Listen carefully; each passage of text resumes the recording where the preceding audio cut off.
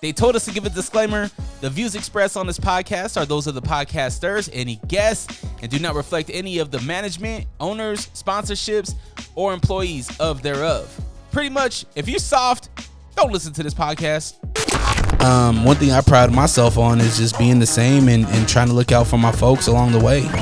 Like, even with all these, big things happening, like, you still mad humble, and you still, like, you have enough clout now where you could easily be like, I'm not fucking with this, I'm not fucking with that. Oh yeah, motherfuckers, it's on. Unrestricted Podcast listeners, thank you so much for clicking play. Because of you, those numbers are going up, up, and up. And as you know, the Patreon is alive and well. Patreon.com/Dre Rawka, DRERAWKA. Help keep the lights on in the studio. Literally 15 cents a day, $3 a month is what it takes to keep these lights on. So I appreciate everybody that has done that. But hey, if you don't want to help monetarily, like, share, comment, subscribe, tell a friend to tell a friend, because we have great guests on the show. Like my man across from me, he's not a guest, he's a friend of the show, a man that is doing so much for our, not only our fight community, but like combat sports community. I mean, he has a big fight coming up, a match, your pro boxing debut this weekend. Yeah. My man Zack Partridge is in the building. Also a husband, a father, all the important stuff. The important stuff. Zack, man, you do have a fight coming up. All Heart Promotions, Rival Series 5, if I'm correct. June 13th at the Golden Spike Hall, 1000 North, 1200 West in Ogden, Utah. Doors open at 6. Fight start at 7 against Sean Cross. Mm-hmm. Boxing. You've done MMA. You've done everything, right? Even pro wrestling. We've done that. Now pro boxing. Why throw your name in the hat for this boxing match? I mean, honestly, I was so tilt that mic up to you. Sorry. There you go. I got it just happened like kind of randomly. I had probably 3 or 4 different MMA opportunities kind of come up. We accepted and then didn't hear back from the other guy or whatever somewhere. We were looking at a potential opportunity in Arizona. We were looking at a potential opportunity up in, I think it was Oregon, Washington area for a show up there. One in Colorado. I was just trying to get something somewhere. And like when it was like the 3rd or 4th thing that I thought might happen went away, I just got frustrated. And Jason, that runs All Heart, we've talked a little bit and bounced ideas off each other. He's getting this boxing thing going. It's his 5th show. And so I just reached out to him. I said, hey man, if you have anything that makes sense for me on that June 13th card, just let me know. And I'm interested. And he said, yeah. So like, and then like a week later he asked, like, would you want to box against Sean Cross? And I was like, sure. Yeah. I mean, I'll say yes to anybody. He actually offered me a fight before, I think 2 cards ago, or maybe it was the last card. I can't remember. And my coach and manager just didn't love it. I'll say yes to anybody, but they didn't love it. And so I passed on it, but they know I've been itching. So they said, yeah, let's go for it. Obviously you got experience in the cage. You got experience in the gym, bare knuckle even. So throwing hands isn't new to you, but how has prepping for this boxing fight been different than actual MMA fight? It's been interesting. Ironically, like I sparred against Sean around getting ready for my BKFC fight last year at one of the boxing gyms. And but doing that kind of training, I went up to Rise Boxing. Me and Ammon Garcia went up to Rise Boxing a few weeks ago and got some rounds in with Marco and their crew up in the ring. Very helpful. Marco just kind of giving me some pointers and advice and how boxing's different, and some of the strategies that are different that I might not be used to, with like the tying up and clinch stuff. And because like, to be honest, like I don't even really watch boxing that much. So even just like starting to learn the rules a little bit better. Obviously, like my coach Aldo he's a world-class striker and himself. And he's had his fighters do boxing before too. So he's been helpful. He's given me a lot of really good tools. I think what makes Aldo a great coach and what's made me stick with him and not feel like I've ever needed to go anywhere else is I think one of his best attributes is he can identify a fighter and say, these are your skills, these are your strength and what you're good at. And then he gives you things within your skill set. He doesn't try and change you or your style. He tries to get, once your fundamentals and you're technically sound, obviously you want to fix bad habits, but he gives you things that, hey, for you, this is going to work really well, or try this. And so we've done some of those things. And then it's just, so it's just focusing on boxing on different combinations and just different things where he'll be like, hey, I know you like to do this. That's great for, kickboxing and MMA, but like, let's not do this. Let's do this instead. I'm trying to. So that's the biggest difference with getting ready is just the mindset shift. The stance is different, right? Like I can't stand as upright. In boxing, you're just too open. So it's just interesting changes. How's the pacing been versus MMA? Do you find yourself being more patient, trying to find your shot in boxing? I think so. I am generally like a pressure fighter. And I don't think that changes, but I think how I pressure has to change. And yeah, I've always been very willing to counter strike as well. And like, so it's just finding the balance of being able to, put my foot on the gas, and then also, understanding where I need to maybe just look for counters. And I think that just depends on my opponent and just depends on the person across from me and what they're trying to do. How's the big gloves been? Are you 16s, right? It's fine. So like we spar in 16s all the time for kickboxing. So that's fine. And then we're fighting in I think 10s is really, if I remember. Yeah. Okay. So the boxing's in 10-ounce gloves. And so that'll be fine. Like I think like for me, boxing wise, for MMA fighters transitioning to boxing, like for my first boxing match, like he's obviously a better boxer, right? But I also like I'm used to dealing with a lot more. I'm used to having to deal with kicks. I'm used to having to deal with takedowns and wrestling and jiu-jitsu and all that stuff. And so I feel like just focusing on my hands has made me able to focus in on just one skill set for a camp, which has been like I've seen growth in that area, and I'm getting more and more comfortable just doing that. So I think that's good. Yeah. I mean, the one thing about you is that you got experience. As much as you say the guy might be a better boxer because that's his forte, that's what he focuses on. Yeah. Bro, you live in the gym. Yeah, I do. You always throw hands. I do.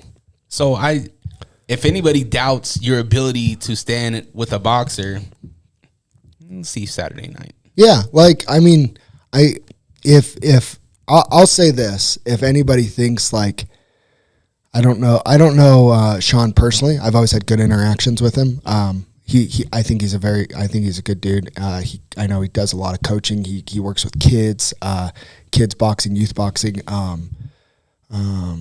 Very good person, and the people he surrounds himself with are people that, in my limited interactions with, I would consider good people. In competition sense, though, and strictly it's not personal for me, but in strictly a competition sense, if him or his camp are just like, oh, this MMA guy thinks he's going to come over to boxing, we're just going to school him, and this is going to be a cakewalk.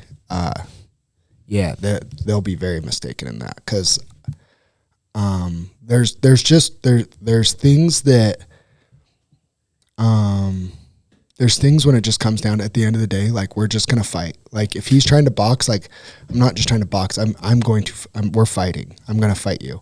And when it comes to fighting, like I've said it before, say it again, like there's a level of competitiveness that I have in me that I just, you have to deal with. Even if you are the better competitor and have the better skill set in something, like you have to deal with somebody that's willing to die in there.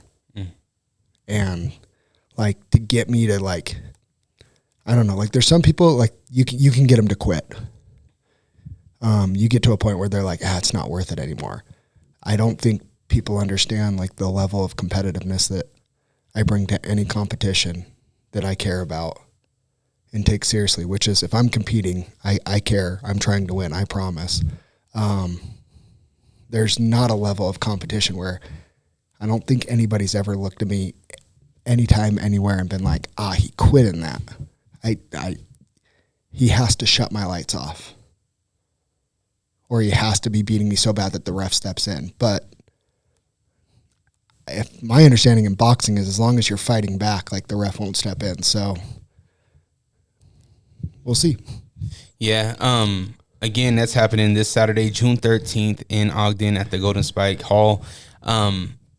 Is it 10 rounds, 12 rounds? No, it's only 4. It's 4 3-minute rounds.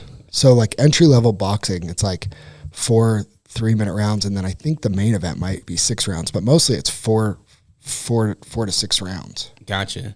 Have you been in, I know you say you don't watch a lot of boxing, but have you been taking in more boxing since you're preparing? A little bit. What's your thoughts, man? Like, well, one of the things that's interesting, so we went down and we rented our ring to a boxing show in St. George.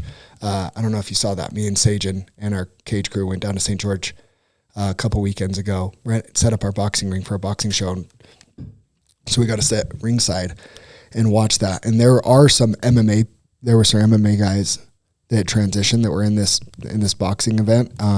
It's called TBL, Team Boxing League, which is interesting because it's like 12 versus 12 and they all just fight one 3-minute round against each other. And it's like teams. Like MG just did something like this. Did she do TBL? I don't know if it was TBL, but she did Marco told me that it was a team scoring thing. Yeah, so even though MG lost, I think their whole team won. Oh, okay, yeah. So maybe she was a substitute on a team or something. Yeah. And I know John Bryant is from here. He's done it before. Yeah. So we went to that, and there were a couple fighters that like I know from the MMA scene that were boxing that night, and I kind of watched them, and I feel like I kind of watched how the pace is different, obviously, and the couple things that I picked up on, some stance things, and yeah, I mean, studying and like you pick up some things and you're like, oh, I like I can do that, you know, and boxing has a rhythm to it, right? So you see like the really technical boxers, they do things a certain way, and then when the MMA guys transition over, we don't have the same rhythm. But that can also be to our advantage because what gives them more experience also makes us less unpredictable, if that makes sense. Yeah. Like, well, they're going tick, you're going talk. Sure. If there's an opening. Sure. And like you saw it, like you saw it when Conor fought Floyd Mayweather. Yeah. The couple of moments that he had, it's because he did things that just normal boxers don't do. You know, and so Floyd had it. When you get to the level that Floyd Mayweather's at, like you've seen everything in boxing. Like he can get in there with any boxer in the world and they're not going to really show him anything he hasn't seen or been prepared for. But when he's fighting an MMA fighter, like somebody like Conor, like he's not fighting a boxer.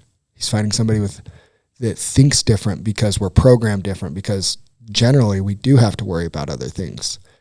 So we don't have that same rhythm.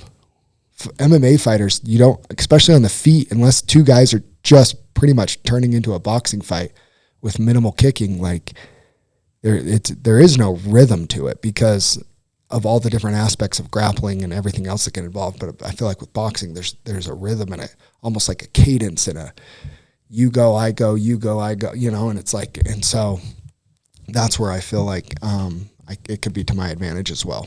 Is there a snub? You mentioned it earlier. Is there a snub in different disciplines where another discipline comes in and does said match? So, for example, you being from the MMA world coming into boxing and vice versa. And the reason why I ask that is because I feel like there's been more and more success stories of guys from MMA coming to boxing and being successful. I mean, the big one is Morrow, right? Yeah, Morrow. I mean, Morrow, he trains everything all the time, though, too. Like, he's just really good. He is. He's just a really good athlete and a good person and a great person and puts a lot into everything that he does. But I think Morrow is more like he works on his boxing for MMA. So between MMA fights, he takes boxing matches. If I'm wrong on that, sorry, Morrow, but that's what it appears to me. Because his boxing, especially 2 fights ago, was unreal. But then his grappling, his last fight, was unreal. So, he blends it all and uses it all very well. But I think like I've seen it. Like there's boxing coaches even locally that are openly critical of MMA fighters, that their overall boxing is poor, and I mean poor to. I guess my only rebuttal to that is poor to what standard, I mean, we're not trying to be professional boxers in the MMA cage, and also we don't have big gloves, so the defense is different, and we don't have, and then boxers, they don't have to worry about kicks, they don't have to worry about takedowns, they don't have to worry about cage wrestling and the fighting in the clinch is completely different. They don't have to worry about elbows and knees, and so. The whole time that, somebody like Sean is working on his jab, I'm not just working on my jab, I'm working on, my grappling. And I think Sean actually is a purple belt or higher in jiu-jitsu as well. So he does other martial arts too. Well, let's have a good fight on Saturday, and then you guys meet in the cage. That'd be fun. Yeah, it would be fun, but I don't think that's in the cards. I don't know. I don't think he's ever shown an interest. And honestly, I don't have anything against Sean. If it'd just be a fun story. I'm a pro sure, wrestling guy, so I'm sure, thinking about the story, the storyline, right? So, no, I think we'll go in there and have a good experience, and that's all I'm doing this for, is the experience, fun, and to test myself. I think it's a, in reality, on paper, he should beat me pretty soundly. This is his 4th pro boxing match. He had, I believe, 18 amateur boxing matches. So, he should beat me pretty soundly. So we'll see. Yeah, unpredictable though, right? There's that thing. I know you're not worried about being the MMA guy coming into a boxing fight, but I think that this could open up people's eyes to be like, oh, that guy does MMA too? What's this MMA thing about? Right? Introducing a boxing audience to MMA. I'm sure this ain't even a thought in your brain, but does that ever cross your mind about introducing a new audience to what we do over here? I hope so. That would be cool. It'd be real. There's a lot of, I think that, these events are pretty well attended by the boxing community, especially in Ogden. And I think a lot of them, they know what MMA is, but, they're boxing guys, just like a lot of our community is just MMA fans. I've noticed it, even just selling tickets. I've had a lot of people wish me well, but they're like, yeah, boxing's not really my thing. They're not coming to this. And that's okay. It's good, but so we'll, hopefully we convert a few fans over. I'll be repping Fierce Fighting Championship on my boxing shorts for sure. I think that All Heart Promotions, I think you have an opportunity to highlight that this dude has done bare knuckle, that there is a boxing element to this. He's not just a great jiu-jitsu guy. I don't know. I'm just throwing it out there. I haven't seen a lot on the internet. I'm just saying there's a story there. Yeah. But man, I look forward to it again this Saturday. Are they streaming at all? Or is yeah. It just I'll have a pay-per-view link in my bio as well. Perfect. Go to his though. Don't go.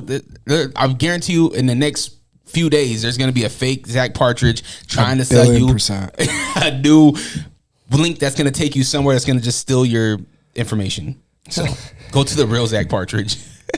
Again, that fight is this Saturday at the Golden Spike Hall, 1000 North, 1200 West in Ogden City. Doors open at 6. Fight start at 7 against Sean Cross. Looking forward to it. I want to jump over to something new that has been popping up. Sajan's been working hard on a new facility, the new Fierce Training and Recovery Center. Yeah. What is it? Why is it? Is it open to the public? Take us through this thing. So, Yeah, so the space next to One Hit became available. There was like an old appliance repair store next to us, and we talked about expanding. We were very close to, actually right down the road from here, acquiring. There's a boxing gym that was for sale. We almost bought it, and that deal ended up happening, and it was kind of a bummer. But when this became available, it's small. It's I do a lot of like one-on-one. Do jiu-jitsu, kickboxing one-on-ones at One Hit. So this will allow me to just have my own space. The Fierce office will be in there for myself and Sagen and our team to work out of a bit. But then there's the recovery center aspect that, like memberships and punch passes and things like that will be available for people to use. Sagen has built an incredible recovery center with a sauna, and then we have a sensory deprivation float tank back there, cold plunge, shower. Like it's just for people that don't know, cold plunge sauna is getting pretty popular. It's not like the fanciest spa in the world, like they said, but it's also the prices are going to reflect that. It's a lot cheaper than some of those $200 a month, cold plunge sauna combo places. But then we add that sensory deprivation float tank, which lowers cortisol levels. Very good for people like high stress, high intensity athletes, relax, calm, helps with inflammation, all that type of stuff. So we'll do that. And then, we'll also have, and then we have some mats and some space that we'll be doing some fun, like boot camp type stuff for people that just want to get into it. I think personally, one of the main reasons why most people don't start training MMA is it's intimidating to start. You're in a room or a class full of people that already know what they're doing, and you don't want to look dumb. For me, it took me a while. Hunter was signed up for months before I did, and there's a feeling of inadequacy, and sometimes the hardest part is just getting started. So do some like beginner boot camps, right? So people can come and learn like kickboxing fundamentals, jiu-jitsu fundamentals. And then they can go, whether it's next door to One Hit or they can go wherever locally, whatever's closest to them, but feel comfortable in a class full of just beginners that are all learning together. Yeah. That's going to be the goal, is the recover side. I'll be teaching my one-on-ones out of there, but then those boot camps to try and get more people just involved, training and things like that. You hit it on the head where people don't try it because it is intimidating. Yeah. Especially your guys' gym. One Hit, you guys have some intimidating guys in there. Yeah, this is completely true. Wednesdays are my favorite day in the world because it's sparring day at our gym. And I'm there every morning, every night sparring, pretty much. Like, I love sparring days. For the first 2 years I was at One Hit, it was not that way. I would sit in my truck in the parking lot, kind of in the corner, backed in, and I would watch and see who was coming, and Ben Mo would show up and Joe Rodriguez would show up, and I just have this pit in my stomach, and I'm just like, I'm gonna have to spar with those guys today. This is gonna suck. And there's some days where I just like, I could just leave, nobody even knows them, it just, and it is, it's very, and it's and they were always great to me. I've sparred for hundreds of rounds, probably in the thousands now, over 9 years at our gym, and people like Ben Moa have never been the one to hurt me in a sparring session, so they were very good to me. And Ben would, I'm not trying to make it like he was like beating me up, but it's just intimidating. And so if we can kind of create more programs that that are more just inviting and a little less intimidating to start, I think we can get more people involved in the community. Have you built out the structure of what to expect as far as are you doing kids class first and then families? No, we're not going to do any kids classes because there's kid classes next door. A big goal is I'm not trying to create any sort of competition for what's next door with my coach. So everything in an ideal world, everything should kind of be in sync. For the people in Layton, if they like what I do, then they can just seamlessly, once they get their kind of their base of experience, then they can just seamlessly go up next door. And so I'm almost going to be almost like a funnel to One Hit a little bit. But if people when they want to come to me and then, but then they're not from Layton, or they want to go, they're going to be going to another gym. Like, that's fine too. But like the idea is you do these introductory classes, or you do some one-on-ones with me, and then you go sign up in an MMA gym. How do people sign up with you? They just DM us. Like, we have you can just DM me at Zack Fierce FC, or we also have our own Instagram page as well. I'm linked to the Fierce, recovery, and to Fierce R and TC on Instagram. Did you just message us? For Sajin, because he's been, I don't know if he's a one-man band on the build. Ooh, yeah, so his brothers helped him quite a bit, and then we've had a couple like licensed professional contractors that are working on the build out, because like Sajin and them, like, they built the sauna, they've done we put in the shower. Like, there was a lot of, that building was beat up, so there was a lot of TLC that they had to do. I've helped very, very little of that. That is not my expertise. That's why we give the credit where it's due, because we know we can't do that. That's shit. right. I can't do that. So, but Sajin's he's spent a lot of hours there, so couldn't have that without him. Do you give direction, or do you just say, "Hey, this is what I want," and he just kind of like we're just on the same page? I mean, it's just like everything else. Like we just talk about it, and there's just some things where I'm like, no, like this is what we really need, and then sometimes he'll be like, I think it's better, and his perspective is so invaluable to me, because I look at it from the MMA world, but like he can look at it from, if I was a customer, would I be okay with this, or would I, so, and we have a level of trust there with each other that there's a lot of good give and take and good input and insight. And when he says like, nope, I really think it needs to be this way, like I leave it alone, and vice versa. When I'm like, no, dude, like it's gotta be like this, cool. And so like, honestly, there hasn't been like there's no like friction there, and there hasn't been for a long time. For how much we do at Fierce and stuff together, we kind of know, and there's a lot of built up equity of trust of just when one of us feels strongly about something, we just go with it. Yeah, man, you guys do an awesome job. Last weekend, I believe. Our friend Mike Jones got a huge win, BKFC. Thursday, yeah. 56 seconds against a man in Steven Townsville. What was your thoughts of this knockout? What was your thoughts of Mike's performance? I mean, it was great. I went down. I was lucky enough to go down multiple times during Mike's camp and be his southpaw punching bag. No, he did great. He did a couple of things that in the fight that his preparation, I think his camp was just on point for this one, and it showed in the fight. And he has a style that's built for BKFC, because he, like, respectfully, like Tomahawk, or what's his name, Townsend. Yeah, I mean, that's a tough vet that's been around for a long time. I honestly believe like that probably happens. The guy, I guess he's somewhat protesting it and saying Mike hit him with a illegal uppercut as he was falling, and that was some nonsense. And Mike was brought in to lose to that guy. 100% he was. He was the hometown guy. You can even see Dave Feldman in the knockout. Go look at BKFC's Instagram.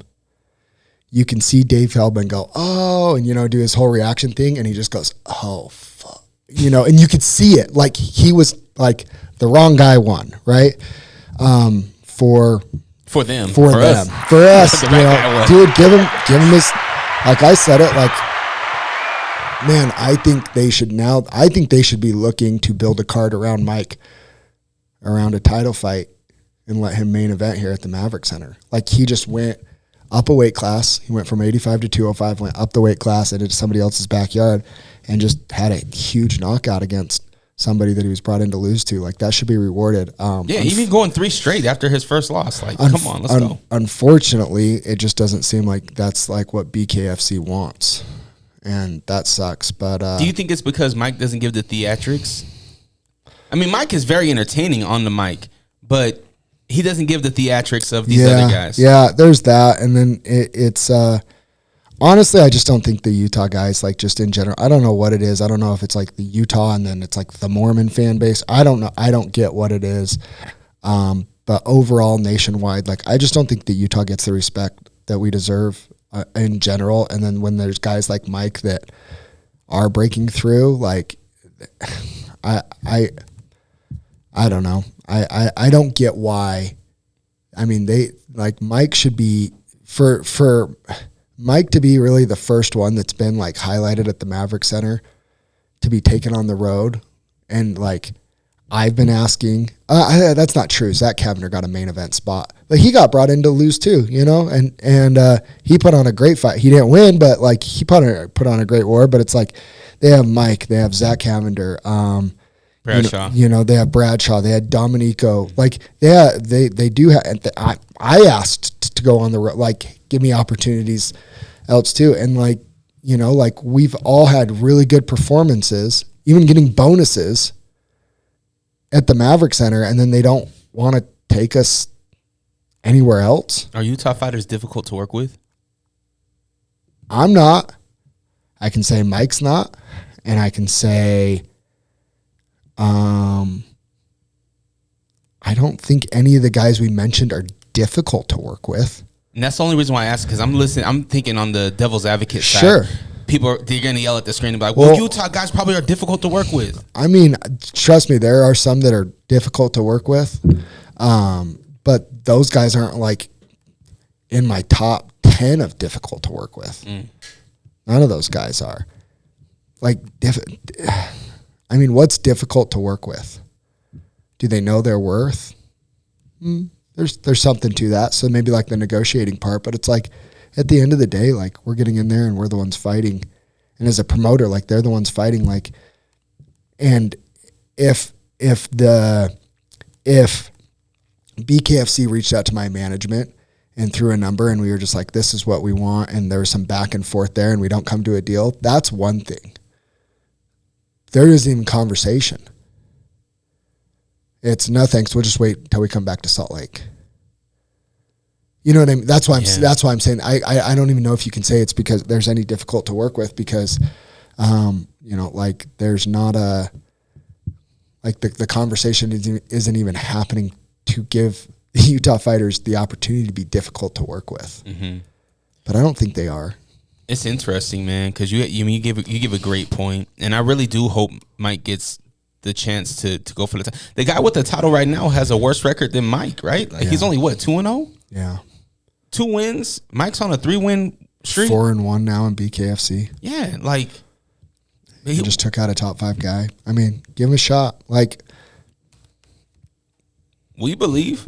Yeah, and we've said it for a while. Like, we've talked about it, that Mike's kind of, like, transitioning a little bit away from MMA, and he's like, well, I think I can go be, like, I'm not getting signed to the UFC, but I think I can go be a world champion in BKFC. I'm like, I think he can too. Yeah.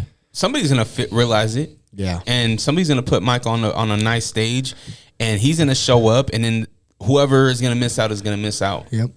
I agree. That's how it's going to happen. I agree. Because he will bring a belt to us. I think so. All right. Salute to Mike. Fierce 50 is going on June 27th, my birthday. Hey. June 27th at the Carbon County Event Center. Tickets at fiercefightingchampionship.com. You can also stream it on Spectation Sports app. Fierce 50, headlined by Amin Garcia, his second headline as a pro. First one was by accident. No, he headlined his pro debut as well. When? At his pro debut against Aba Yala, the draw at Warehouse 22. Oh, you're right. That was a Challenger Series, though. But this is a big fight. Sure. Amin, do we have his opponent yet? Not under contract yet. Still working out, like, the final details, but hopefully later today. Okay. The reality is, when you fight Amin, he just fights in a way that there's just not a lot of people raising their hands to fight that guy. It's just the truth. And but yeah, we have a guy that he's 3-0 as well from the East Coast that he says he's game to do it. So we will see, and we'll announce it. It's like bad juju to, like, announce the fight before. like contracts are signed, so I'm not trying to like jinx anything. So I get it. Always excited to see Ammon. He's coming off of a 3-fight win streak. This will be his third fight this year. How happy are you to see Ammon be so active this year? Well, I mean, it's his ability is he's staying healthier, right? It's so it's good. I think activity's king in MMA. I've said it all the time. Like, if you want to be a prospect that goes somewhere in this sport, like, you can't pick and choose. Like, oh, I need to be 100% healthy to take this fight, or I think too many fighters make the mistake of like trying to find the perfect circumstances to take fights, and then they're just not active enough.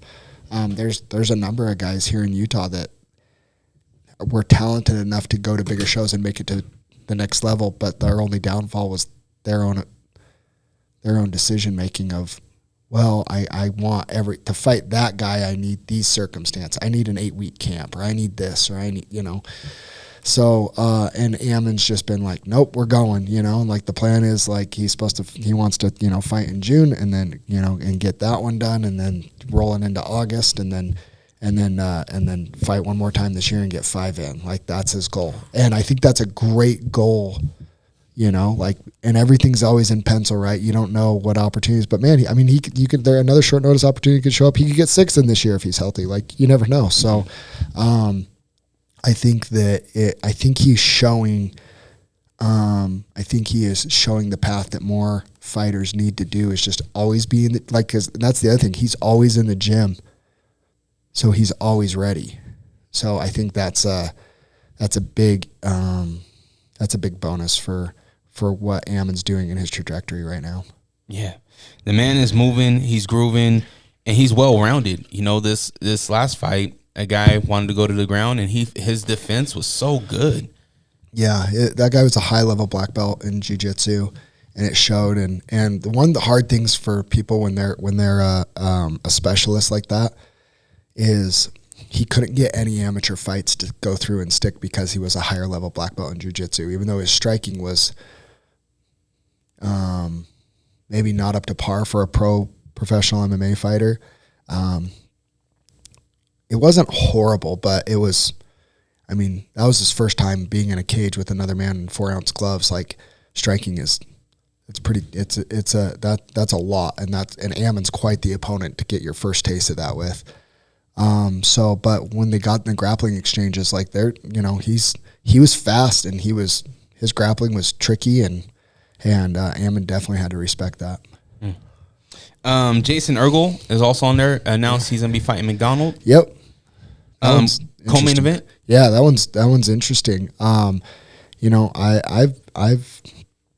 Justin's tough. Like, if anything, he's tough, and he's a turn. And so I think and he's experienced too, right? This is his 6th pro fight. This is only Jason's 3rd.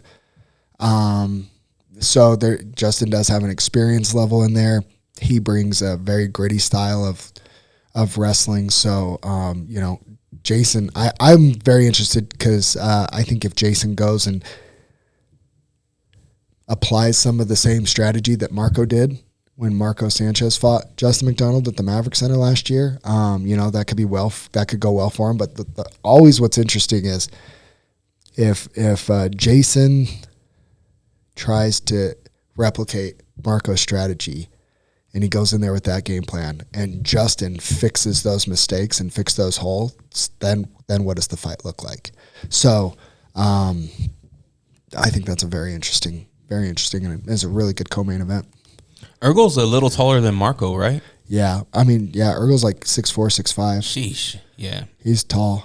Is he middleweight? Is that a middleweight fight? So it's going to be at a 180 catch weight, because so Jason's not a huge middleweight yet. Like, he's still a kid. Like, respectfully, like, he's a man, but I think he's only 21, 22. Yeah. So I hear his dad complain about him all the time. Some dad stuff. Just dad stuff, right? But no, so they're going to meet at 180. Justin's coming, Justin took this on a little bit shorter notice too. The original opponents that we were talking to for Jason, just none of them came to fruition. So Justin's willing to take it at 180, and Jason can make that cut to 80. So that's where it's at. Who else is on this card? Any other featured bouts that we should be excited about? I mean, Thomas Prestridge is back against Ethan Goodwin. This is a rematch that they had from a few years ago. Thomas Prestridge got a big win, and we've seen Ethan in the Fierce Cage a few times. He has a win over Teague Vigil in the Fierce Cage, and then most recently lost at the end of 2024 to Chris Anderson at 135. So that's a really good, fun fight. And then Brittany Parsons versus Carolina Massat that's probably the featured amateur fight on the card. I would say Brittany coming off a huge knockout. Carolina Massat is a high-level purple belt in jiu-jitsu competitions. So typical striker versus, the longer it stays on the feet, like it's going to be in Brittany's favor for sure. If it gets to the ground, that's Carolina's world, and where Brittany's less experienced, but she's also at Jeremy Horn's gym, so she's going to be ready for the grappling. I'm very interested in that fight. And then Brock Adams. Real quick, before we jump to Brock Adams, is the winner of these ladies, is that a title shot? I would definitely say so. We've been talking to Chloe. Chloe Becker's been going through some kind of pretty personal stuff in their personal life. So, originally there was some discussion that Chloe would defend her title against one of those girls, but to their credit, which I love, they just wanted to fight and they didn't want to wait for a title. So, I think there's a good shot that that the winner of this fight, if it's timing wise, right? If the champ wants to fight on a card that one of them can't, then it could be somebody else. But so we'll see. And then Brock Adams and then another guy from Syndicate, where Carolina's from. His name's Cam Stevenson. He's 3-1. Brock's obviously he's 2-0, but he's had 2 knockouts, and I don't think anybody's lasted more than 30 seconds with him. So his first, I would say, big test against somebody that's more experienced, a real big 155er. Brock's first 2 opponents, not to take anything away from his knockouts, they're fantastic, but he fought 2 guys that are regularly 45ers. So we'll see, and I'm very excited for that fight as well. Big fights happening again June 27th, Carbon County Event Center. FierceFightingChampionship.com is how you can get your tickets. You can also stream it. Spectation Sports app. I'm saying that right? Spectation? SpectationSports.com. There you go. Stream it however you stream your devices. They got you covered. I do want to recap because I haven't had a chance to talk to you about 49 at the Maverick Center. A lot of fun. How impressive was Chris Ventura? I mean, Chris is good.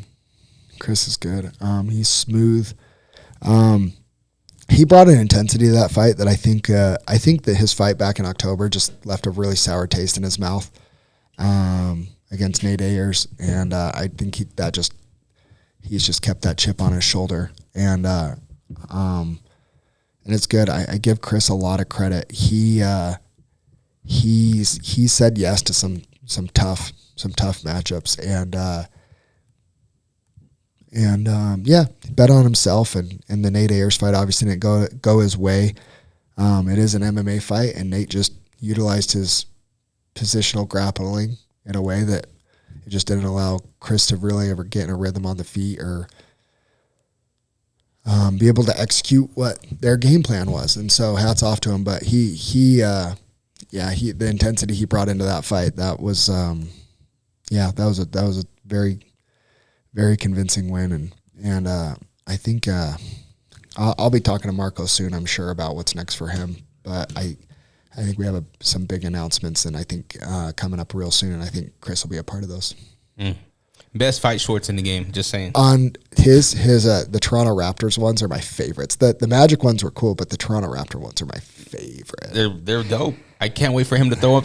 Like, get a nice old school New Orleans jazz. Get that purple and gold, with the green. Ooh, that would be cool. Fire. That'd be nice. I like that. Seeing Hunter Birdsley bounce back after his first loss against Patrick McKinney, his performance. What was your thoughts after that? And then on top of that, how important is it for a fighter to get that, to shake off that loss and then come back and win? The thing that I liked about Hunter is we see this all the time with undefeated fighters is they kind of just go away. Or they take a long break. Like, it takes the wind out of their sails a little bit.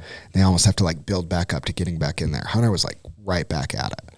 I love that about Hunter. I love that he got back in there so quick. And then the thing that really impressed me with Hunter is, Parker. So Hunter, his downfall in that title fight with Patrick was Patrick's ability to grapple, right? And took his shots on the feet, but then was able to execute in the grappling world. On paper, credential-wise, not experience in MMA, but on paper, credential-wise, like Parker's has more accolades in the grappling department than Patrick. So that I was very interested to see that. And Hunter just didn't even allow it to get there. If Hunter can get to the point where he can stop people from taking him down and make them fight him on the feet, everybody's in trouble at 185. And he's moving down to 185. So he was a big problem at 205, down at 185. He's a giant problem there. That's for sure. And I think we'll be seeing him fighting for our vacant 185 title in August. Really enjoying watching him fight. Just to see a big guy like that move, the way he's moving and throwing kicks and being unorthodox. He's an athlete. Athlete. All right, what's next for Hava Owens after an incredible performance? Probably the best I've seen from him, and he's really good. I mean, he is so underrated. I mean, I think he shocked a lot of people. Julian's been the top featherweight prospect in the state of Utah for a long time, and everybody's kind of known that. And his boxing base has always been his bread and butter, and and it was like one of those things too, where like Julian was like, it was like he was too tough for his own good, almost. His jaw got broken early, and he kept fighting. And like, there's a lot of fighters that I know would have just covered up or between rounds thrown in the towel or whatever. And I give Julian a lot of credit for being tough in that fight. Nate Owens he looked fantastic, and I think he was killing himself to make 135. He was also a 35er moving up to 45 for that fight. He's one of those that as he's gotten older, I think we're going to see an even better version of Hava Nate Owens at featherweight. So when you say what's next, I mean, he said he's hoping to get some opportunities on some bigger shows in his post-fight interview. I think with his record, a lot of people will maybe bring him in based off his record to like fight their like stud up and comer. And I could see him I'd love to have him at the back of the Fierce Cage. I'm not saying, we wouldn't have him. Like, I mean, if he has my number. If he's like, hey, I'm itching to get back in there.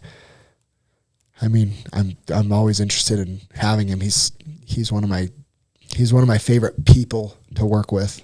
He's a great human being. But if these other shows think that they're going to come in and just feed him to their top tier prospects, like he's going to upset some people. That's for sure.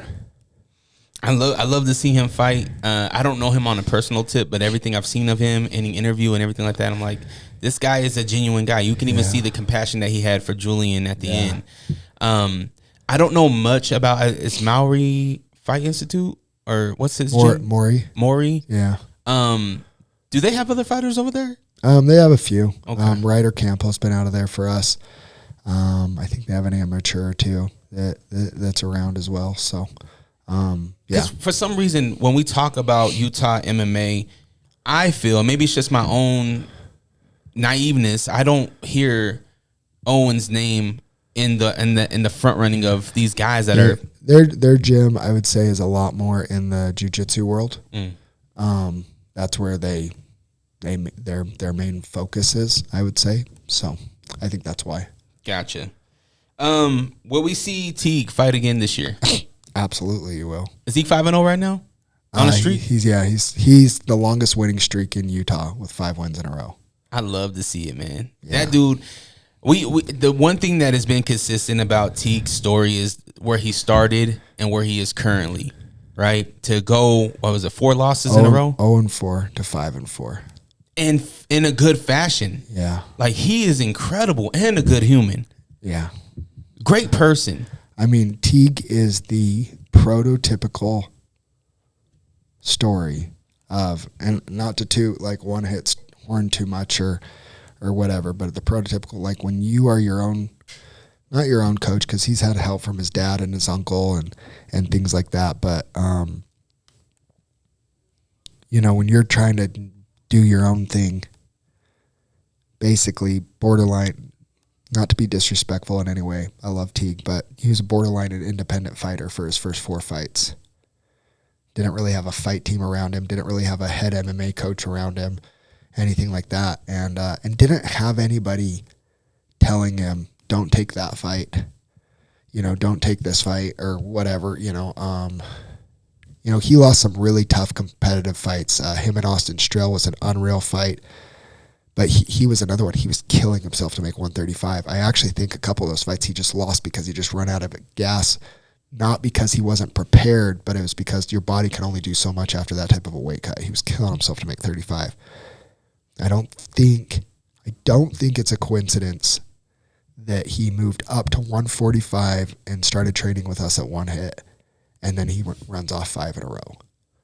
And I don't know why it is, but there are these MMA fighters that still think that that being an independent is fine and that they can still make it where they're going to make it. Like, respectfully, no, you're not. You're just not. If John Jones and GSP and Demetrius Johnson and Anderson Silva, if the best fighters that have ever walked the face of the earth needed a head coach in their corner and an MMA mind in their corner, so do you.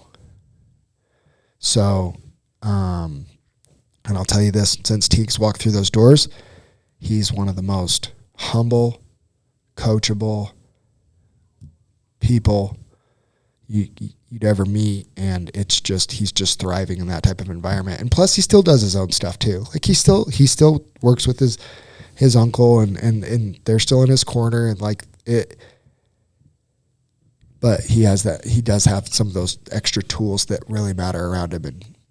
And at the end of the day, Teague's always been Teague. Like I always think he's going to be successful, but it's like the best story in Utah. I love it, and I hope to see him before the end of the year. You will. Awesome. Will we see Talon Carvalho's pro debut in a fierce cage? I believe. I mean, that's the plan, right? He's going to South Korea, training for a little bit. He'll be back in September. So we talked tentatively, looking at a pro debut around the November card timeframe. Is his title vacant right now in the Emmy? So I generally don't like to vacate titles until their pro debut contract signed, because if something happens and he changes his mind, he's still our belt holder. But once he said, I think he's pretty set, and I think it's the right thing. I mean, I tried to almost talk him into it for that Maverick Center card when we couldn't find anybody to fight him. I said, dude, it might just be time for you to go pro. Like, we might need to find you just a pro debut fight. And he's like, I really want that 10th amateur fight. And it worked out, and Ray Lee was a fantastic opponent. And Ray Lee's going to be making his pro debut with us here probably later this year as well. So I think he gained some fans in Utah. Yeah, for sure. So, I like that. But, yeah, I think it's very safe to say that Talon's next fight will be his pro debut in a fierce cage. I love, and I think this might be a subgenre, or not subgenre, but a subtopic for fierce, is the out-of-towners that end up being loved by Utah. I think Ray's one of those guys. You got to think about Nasir, Yeah, for sure. Like, there's guys that come here and it's like, like Melody Schrock. She's one, like I know we haven't seen her in a while, but she was, she built a nice following here. As much as we love Nicole, Green was a great performance. Yeah. And a humble lady and great fighter. Absolutely. I hope to see her back in the fierce cage. Absolutely. Yeah, I would too. So Talon, waiting on him. Yeah. See what's gonna happen. What about Chris Anderson? I think he's just kind of getting back into training now. And so we'll see. I mean, he has my number. They all do. They all do. You mentioned him earlier, Nate Ayers. We haven't seen him since October. Yeah. Any word on if we're going to see him in 2026? I think him and his wife are expecting the birth of their first child together. Hey, so welcome to Daddy World. Yeah. So I think he's just focused on that right now a little bit. So I mean, he went and picked up a Steel Fist title, and I think the plan was when he's ready to go, he would like to win the fierce one as well. So we'll see. What about Dante? I believe his next fight will be his pro debut fight as well. I think, in my humble opinion, not that my opinion matters on it, I don't really think amateur is any more amateur fights really benefit him anymore. I think he's one of the top flyweight prospects in the region. I do too. His performances are dominant. He's just getting better and better. Is he a crown champ? Yeah. Yeah, he went down to crown and won that belt as well. So he holds two titles in Utah State. Come and do your pro debut with Fierce. That dude is 25 or 35. He's 25. He's 125. Isn't that where Morrow fights at? Yeah. Maybe they can meet up in the next few years. Maybe. Yeah. I mean, Morrow just has so much more experience as far as He does.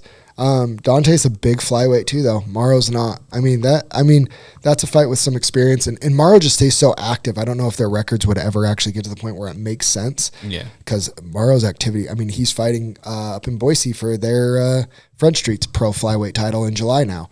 What? His boxing. He was supposed to be on this boxing card. He was supposed to be the main event of this boxing card that I'm boxing in this weekend. His opponent pulled out, and he wasted no time and went. Now he's the main event up in Front Street up in Boise. So let's go. July 11th, I think. Heck yeah. You mentioned Front Street, and one of the Fierce guys, a double champ, was supposed to fight. His guy pulled out. Lane Dalton. Yeah. What's the word on Lane Dalton? We almost had Lane Dalton on a Fierce card recently, but he's just looking for that pro debut. He's a tough one to match. Like he's even at two different weight classes, or he's gonna be one. No, I mean I think he's open to 185 as well, especially after 170 fell through. The problem is when with those really tough amateur prospects, and we've seen it. We've seen it before. Is the risk reward of fighting them is pretty tough, right? They're fighting guys for their pro debut that a lot of their coaches, like people's coaches, are just like, that's a tough pro debut. Can we find, they want, but they're on the potential of losing to a guy for his pro debut isn't something that most established pros or people that are already on the pro path are very keen on doing. There's a lot of record protecting, if you will. Especially in the early on. So it's really tough. Sometimes that pro debut is the toughest one to get out of the way to kind of get things going. I do want to wrap up. We're coming up here on an hour, but I just want to get your thoughts on the main event at 49 with Joel Haro.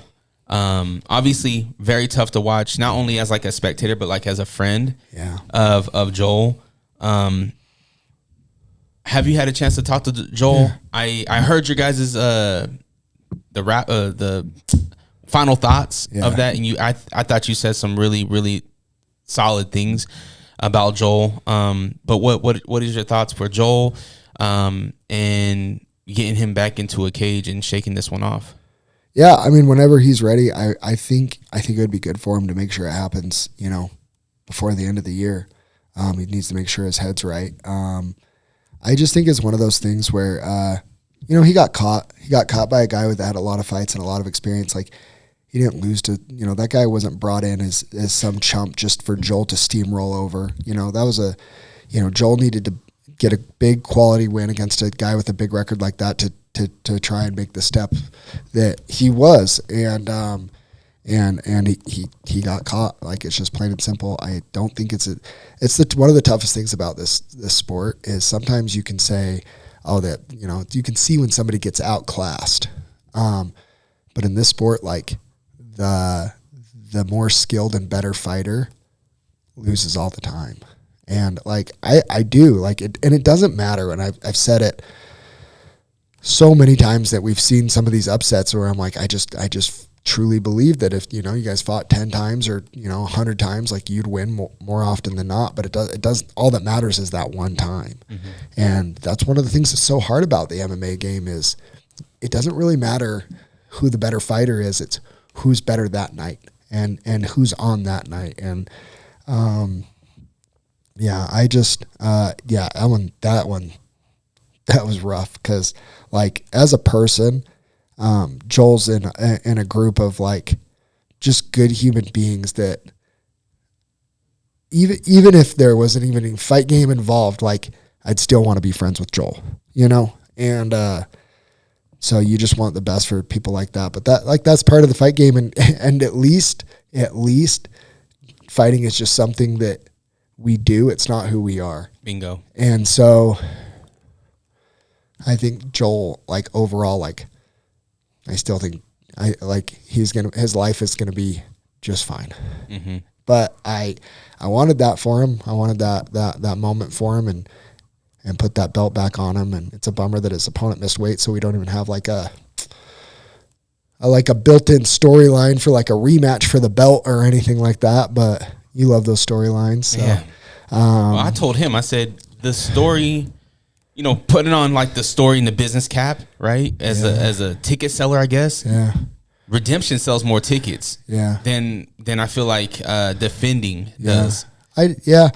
Yeah, I agree. So I don't know. I once Joel said, I think, like, once his head is right and he feels healthy and comfortable, I hope he hops back into a camp. And whether it's with us or somewhere else, you know, like, you get to the point, like, you know, I don't know what the future holds for Joel.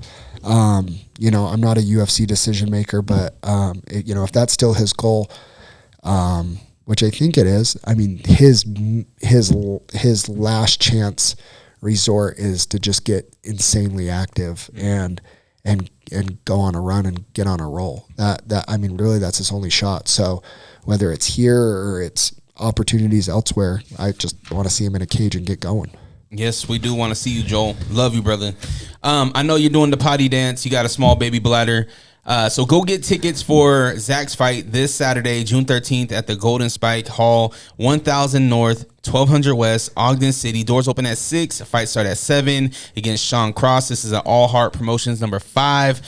Zack, where can they follow you? How can they get in touch with you to get those tickets? At Zack Fierce FC on Instagram is the easiest. And yeah, I have hard tickets, old school, baby. I'm running them around all week, so hit me up. He's slinging those tickets, so go get your tickets from him. And if you want to stream it, they got the link. He has the link. Follow him on socials to get that link. Don't go anywhere else because we don't condone any other links. All right, go to him. All right. If you want to help support this show, help support this channel, help support what's going on here, at Dre Rawka on Instagram, you can find all my links and the Patreon and all that good stuff. But most importantly, like, share, comment, subscribe, tell a person to tell a person to tell a friend about what we got going on. Y'all have the day you deserve. Always protect your light. We're out. Peace.